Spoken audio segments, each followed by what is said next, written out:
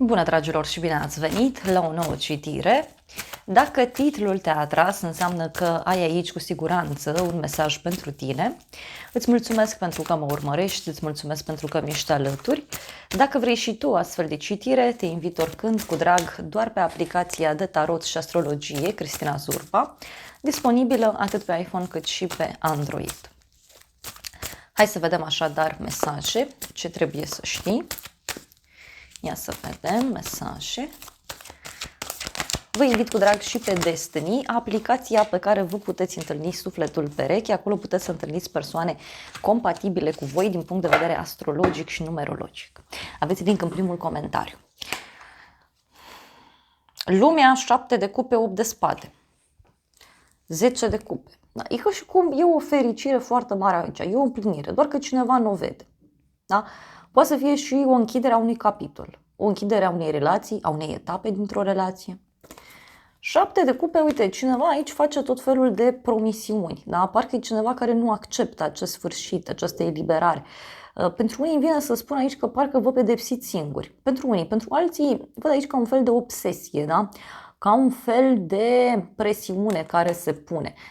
Poate să fie și ca această nouă lume, această nouă etapă care este extrem de benefică pentru tine, să fie cu o oarecare teamă din partea ta. E ca și cum îți faci tot felul de gânduri, tot felul de iluzii, zici oare cum o fi, dacă o fi așa, dacă o fi invers. Eu v-aș sfătui aici să vă bucurați totuși de prezent, de ceea ce trăiți în acest moment, da? Lăsați iluziile deoparte. Ce mai văd e că e posibil ca cineva aici să promită o împăcare sau cineva să promită foarte multe lucruri, că avem un 7 de cupe și 8 de spade. Deci e cineva care își face multe planuri, multe așteptări. 8-ul de spade, bineînțeles, poate să însemne și un blocaj care are loc în această etapă. Tot 8 de spade poate să vină și cu o persoană care, nu știu, e ca și cum se pune presiune pe persoana asta, da? Din mai multe direcții. Dar pentru alții v-am zis, e ca și cum vă imaginați că cine știe ce o să se întâmple. Nu o să se întâmple nimic, da? Sunt iluzii aici. Unele, o parte din lucruri sunt reale, da? Baza e reală, dar restul sunt iluzii aici. Adică nu e nimic concret. Na, avem cumpătarea în plan personal, o conexiune cu un săgetător. Este o perioadă de pace, de echilibru, de vindecare. Văd aici că e posibil să te împaci cu cineva sau posibil un eveniment care a avut loc și care ție ți-a adus liniștea și pacea sau te-a făcut, nu știu, să simți că răsare un curcubeu pe strada ta, te-a făcut să simți că ceva începe să se manifeste într-o anumită direcție. Apoi, următoarea carte, avem asul de bâte. Deci o bucurie pe care o văd aici pentru tine, o activitate nouă pe care o faci, o flacără care se aprinde într-o relație sau pentru alții putem să discutăm și despre o pasiune foarte puternică aici față de cineva, față de un domeniu de activitate. Însă ce văd eu aici e ca o victorie, cineva care ajunge undeva sus, cineva care își cunoaște propria valoare. Na, hai să vedem despre ce e vorba cu această arcană, cumpătarea. Ce vrea să spună mai mult de atât? Ei, avem așa, cavalerul de bâte și 3 de bâte. Poate să fie și foarte mult entuziasm aici pe care cineva îl are. Da? Poate să fie și o împăcare, o primă realizare, o primă victorie, un prim pas spre vindecare. Pentru unii e ca și cum simți aici că parcă ați ieșit dintr-o etapă foarte complicată a vieții voastre și în sfârșit simțiți liniștea și pacea. În sfârșit lucrurile încep să se așeze dintr-un anumit punct de vedere. Poate să fie aici și o primă realizare, o primă victorie pe care o ai, dar văd aici că e și un moment în care ai reușit să dai la pace cu o persoană. Na, poate să fie, uite, nu știu, că lucrezi pentru ceva în casă sau te bucuri de ceva. Hai să vedem asul de bâte ce spune. Pajul de cupe, pajul de bâte. Da, interesant, două persoane mai tinere aici sau două persoane care, știu eu, sunt diferite. Una dintre persoane este mai emoțională, mai sentimentală, mai creativă, cealaltă persoană se grăbește, e o persoană poate chiar și activă din punct de vedere fizic, deci cineva care face sport, face mișcare. Dar ce văd eu aici e, nu știu, o bucurie pentru sufletul tău. Da? Și are legătură cu o nedreptate. Pot fi oameni noi care apar în sfera ta de interes. Ia uite, avem regele de cupe. Deci o conexiune cu o zodie de apă, rac, scorpion sau pești. Regele ăsta de cupe. Mai poate să reprezinte și faptul că te afli într-o etapă diferită a vieții tale. Acest rege, da, uite, poate să vină către tine, să îți facă o propunere, să te invite undeva. Mai vreau o carte. 3 de cupe. Da? Deci avem aici o bucurie, o petrecere, o mică petrecere la care ești invitat. Pentru alții poate să însemne și o primă realizare.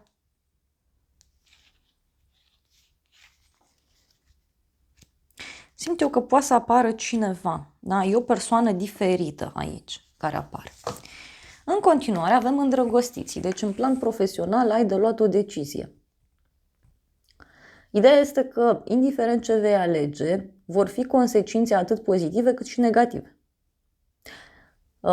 Poate să fie aici și o tentație foarte mare pe care o ai, din punct de vedere profesional. Poate ai o pasiune și îți dorești foarte mult să lucrezi pe un anumit domeniu. Pentru alții îndrăgostiți aici poate să însemne și o alegere pe care o aveți de făcut din punct de vedere profesional. Mai poate să fie și că ai mai multe opțiuni. Iar apoi avem spânzuratul, o conexiune cu zodia pești. E un moment aici de pauză, e un moment de sacrificiu. Fie tu te sacrifici pentru ceva, fie are legătură cu un moment de pauză pe care îl iei. Da? Universul ăsta zice, uite, ia o pauză, relaxează-te pentru a lua cea mai bună decizie. Văd aici și un sacrificiu pe care cineva e nevoit să-l facă. Hai să vedem îndrăgostiții ce spune.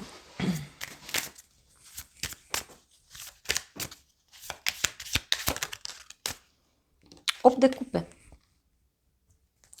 Adică și cum abandonezi ceva, dai la spate. Parcă aveai ceva programat și renunți la chestia respectivă, o dai la spate. Și avem aici cavalerul de cupe. Pentru unii poate să fie și un moment în care apare dragostea pe la locul de muncă, dar poate să fie și un moment în care îți dai seama că e nevoie să lași o anumită problemă personală deoparte și să te axezi pe ceea ce este important pentru tine. Alții poate aveți la locul de muncă o persoană care suferă din dragoste. Poate să fie și asta, că din nou avem spânzuratul și temperanța. Poate e cineva care vine și îți perturbă aici o activitate pe care o ai. Spânzuratul, da, spânzuratul a ieșit, uite, diavolul și 9 de bâte. Atenție pe anumite vicii aici, atenție pe o anumită dorință de a controla lucrurile. Pentru unii mai văd și o conexiune cu zodia Capricorn. Văd o stagnare sau o veste care apare privind sfera financiară și ca și cum ai ca un fel de teamă aici, da? Parcă ți-e teamă de ceva, nu știi cum să acționezi.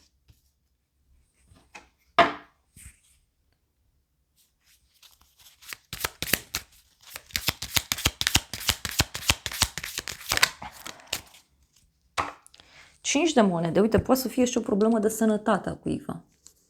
Da? Sau poate să fie și un moment în care îți dai seama că ceva trebuie să dai la spate. Poate are legătură și cu această vindecare din punct de vedere personal. Pentru unii simt că poate e nevoie să mai luați câte o pauză. Da? E o pauză care se cere aici, fără dar și poate. Surpriza în toată povestea asta, wow! 2 de cupe, regele de bâte, o conexiune cu o zodie de foc, berbec, leu, săgetător. Surpriza are legătură cu un personaj care se îndrăgostește. Da? E un bărbat care e îndrăgostit. Sau are legătură cu o propunere într-o relație. Pentru unii văd și o conexiune cu o zodie de foc. Berbec, leu, săgetător. Poate surpriza să aibă legătură cu o colaborare, o propunere importantă, o colaborare puternică. Ia să vedem, 2 de cupe. Că văd aici cineva care e îndrăgostit. Regele de spade, 9 de spade, asul de spade, hopa, să așa. O legătură cu o zodie de aer, gemeni, balanță, vărsător. Deci e vorba de un personaj care e extrem de stresat aici. Ești cineva care e extrem de stresat. Este un personaj mai viclean din fire, poate să fie o persoană mai în vârstă sau o persoană care e foarte rațională, e o persoană care nu dă doi bani pe partea de iubire, pe partea de emoții. E un personaj mai rațional, nu înseamnă că e o persoană rea, da? Cineva care are totul foarte bine calculat, da? Și omul ăsta e foarte stresat aici, nu știe cum să te abordeze, nu știe cum să se apropie, nu știe ce să facă. E o persoană stresată și uite, cu asul de spade vine clar aici cu o decizie, cu un adevăr. Mai poate să fie și cineva din viața ta care, știu eu, îți poate propune un anumit lucru. Dar uite, e cineva căruia îi place foarte mult să manipuleze, da? Persoana asta are nevoie de control, persoana asta are nevoie de multe lucruri.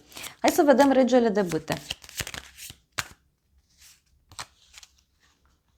Regina de monede, 4 de bâte, o conexiune cu o zodie de pământ. Aici Taur, Fecioară, Capricorn.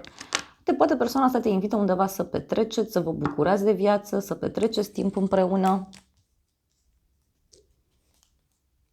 Și avem justiția și puterea. O legătură cu zodia Leu, zodia Balanță.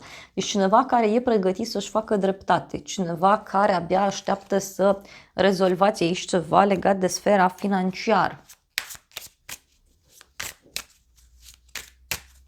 E un personaj cu succes din punct de vedere profesional, să știi. Dar eu simt că e vorba de cineva nou.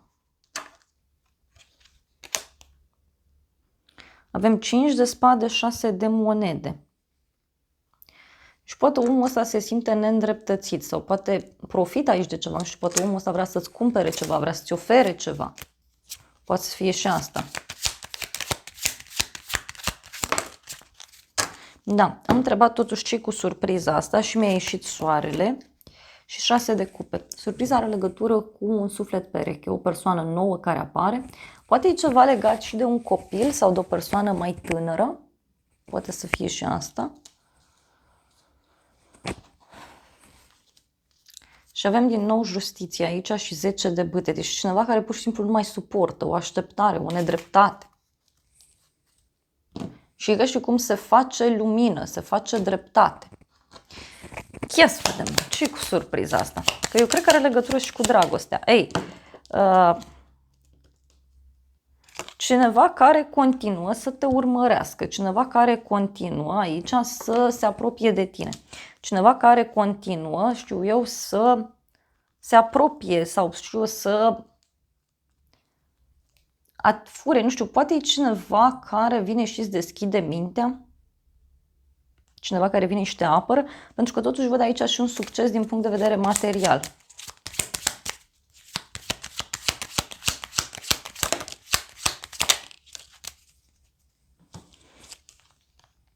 Gelozie și gânditorul. Deci, surpriza are legătură cu o persoană geloasă. Da? Surpriza are legătură cu o persoană geloasă, din ce văd eu aici. Nu știu, e ca o resetare, e ca un fulger, ceva se petrece.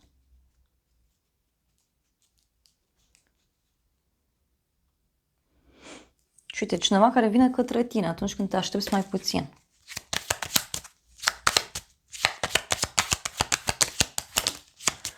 O persoană care totuși speră, cineva care speră să faceți o călătorie, cineva care te invită într-o vacanță, cineva care te invită să călătoriți undeva.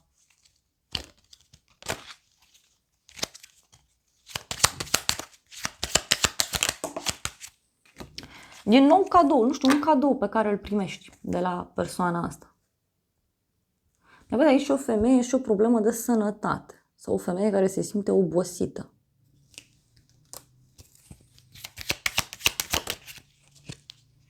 Și avem casa. Deci poate în casa ta ai parte de surpriza asta sau undeva într-o casă, într-o instituție undeva anume. Și uite, avem bărbatul, norocul, relația și prietenia. Poate e cineva care își dorește să fie prieten cu tine sau să se împrietenească, da, cu tine. Ia să vedem ce zice acest oracol. Dragilor, dar ce faceți aici? Ia, atenție!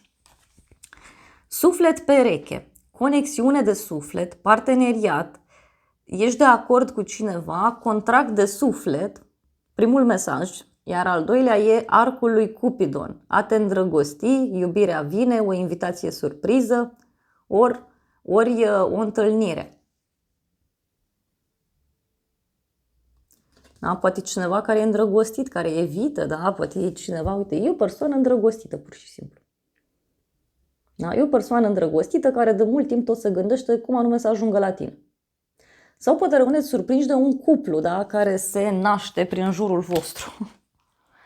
Și avem și palmierul, da? Deci poate e o dragoste la umbra palmierului. Stabilitate, siguranță, permanență, creștere, flexibilitate. Deci are legătură totuși cu o persoană foarte serioasă. Adică nu e un om care azi vine și mâine pleacă. Și cineva, nu știu, care vrea să facă o poză cu tine sau cineva care își dorește să își facă amintiri cu tine sau poate cineva care îți urmărește fotografiile. Dar am mai întrebat totuși despre ce-i vorba și mi-a ieșit o schimbare bruscă, vești șocante, surpriză, epifanie, transformare. Deci poate cineva care se transformă aici la 180 de grade, da? Și avem și o alegere înțeleaptă, o alegere sănătoasă. Hai să vedem ce spune oracolul lunii. Ia să vedem noi. Ai încredere în visele tale, zice oracolul. Da? Deci ai încredere în visele tale. Sau ai încredere în intuiția ta, pentru că, uite, relația ta este testată. Deci e un test aici, care trebuie trecut. Sau nu?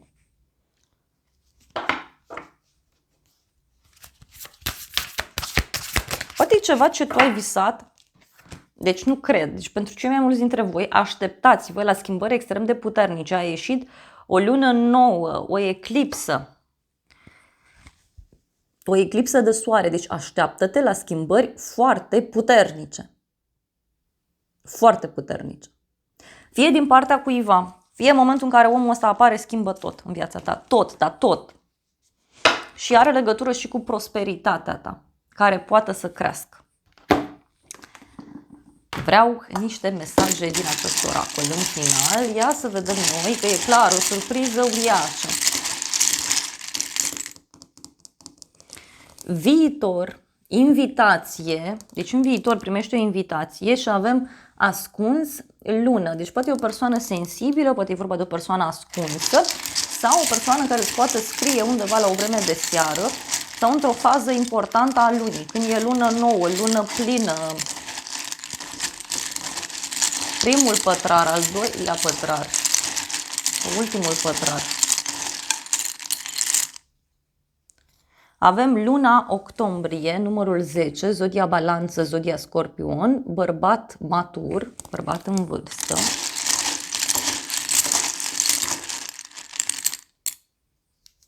Și avem din nou luna septembrie, zodia fecioară, din nou zodia balanță, o companie plăcută. Iar apoi avem apus, îmi pare rău. Aici cuiva căruia poate îi pare rău.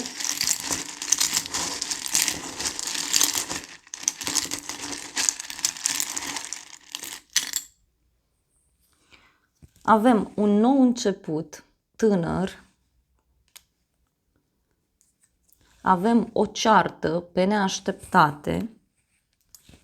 Avem intuiție, un noroc neașteptat. Iar ultimul mesaj e un cadou sau călăuzire, mai poate să fie. Cineva îți face un cadou, îți face o propunere. Două mesaje am vrut să mai iau și avem așa: o persoană vicleană ziua de sâmbătă, deci poate e cineva care încearcă să profite de un anumit lucru, să se bage așa pe sub pielea ta. Iar apoi avem numărul 22, o zi plăcută.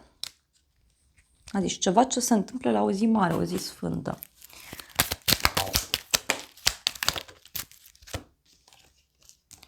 Din nou avem ceartă, o persoană plăcută și să nu disperi. Deci e vorba de o ceartă.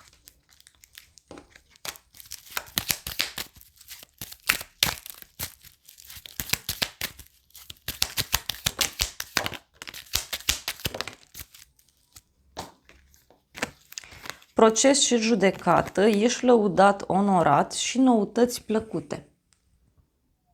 Deci poate o persoană care e revoltată, poate o persoană care are probleme, dar uite, care parcă îți pune o coroană pe cap sau care îți dă vești foarte bune. Dar în același timp, uite, e un bărbat aici cu o veste rea. Repet, deci poate să fie și cineva care e disperat. Că uite, e o persoană înlăcrimată, un prieten sincer și o tranziție, schimbare.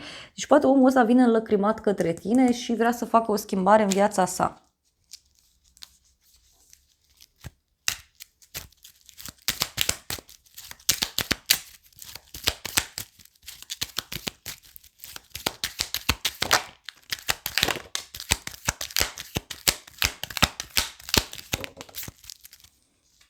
Și avem așa, bărbat tânăr, bucurie mică, bărbat matur, intrigi între femei. Deci surpriza poate să fie ca un fel de ceartă aici la care asiști. Și e o veste despre un final. Foarte interesant. Da? Dar, repet, eu cred că are legătură cu un fel de stres, da, pe care cineva îl are și parcă acționează așa în ultima 100 de metri. Dar tot cred eu că e vorba de niște schimbări puternice aici la mijloc. Da, deci o veste pe care o primești la o vreme de seară sau în legătură cu o situație încurcată și cineva care suferă, care se sacrifică sau o persoană care e credincioasă. Și avem inelul. Da? Deci inelul care apare. Dragilor, atât acestea au fost previziunile de această dată. Eu vă mulțumesc pentru prezență, vă îmbrățișez cu drag. Sper din suflet să vă fie de folos informațiile și să ne revedem cu bine și data viitoare. Eu vă doresc să aveți parte de o zi sau de o seară cât mai frumoasă.